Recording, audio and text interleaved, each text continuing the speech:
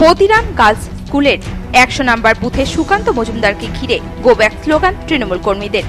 এই বুথের 100 মিটারের মধ্যে তৃণমূল ট্যাম্পু বসিয়ে ভোটারদের প্রভাবিত করছিল বলে অভিযোগ।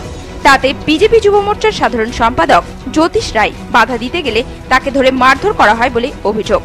এই খবর পেয়ে বিজেপি রাজ্য সভাপতি তথা প্রার্থী সুকান্ত মজুমদার ঘটনাস্থলে পৌঁছলে তাকে ঘিরে বিক্ষোভ ও গো ব্যাক স্লোগান দিতে থাকে তৃণমূলের কর্মীরা। এ বিষয়ে বিক্ষোভকারী তৃণমূল কর্মীরা জানিয়েছেন,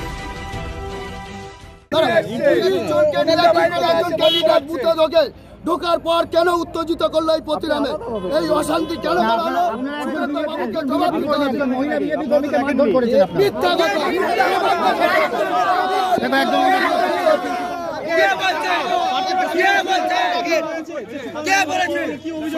বাবু এসে 30 জনকে ঢুকালেন বুথের ভিতরে, ঢুকায় উত্তেজিত করলো বুথকে। প্রতিরামে এই বুথে কোনো দিন অশান্তি হয়নি। শান্তিপূর্ণভাবে ভোট দিয়ে এত বছর থেকে আমাদের এখানে কোনোদিন এরকম হয়নি। উনি কেন এতজন নিয়ে এসে ওনারা এইভাবে করছেন? ওদের এজেন্ট হসপিটালে ভর্তি না,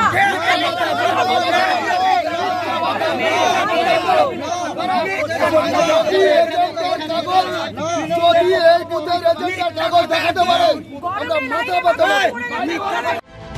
এ প্রসঙ্গে বিজেপি প্রার্থী সুকান্ত মজুমদার জানান, স্লোগান দেওয়া হয়েছে, জয় শ্রীরাম স্লোগান। জয় শ্রীরাম তো ধর্মীয় স্লোগান, কে মানা করেছে? যদি আল্লাহু আকবার বলতে বলুন, কে মানা করেছে? বালুরঘাট থেকে রিপন ভৌমিকের রিপোর্ট, নিউজ টুডে।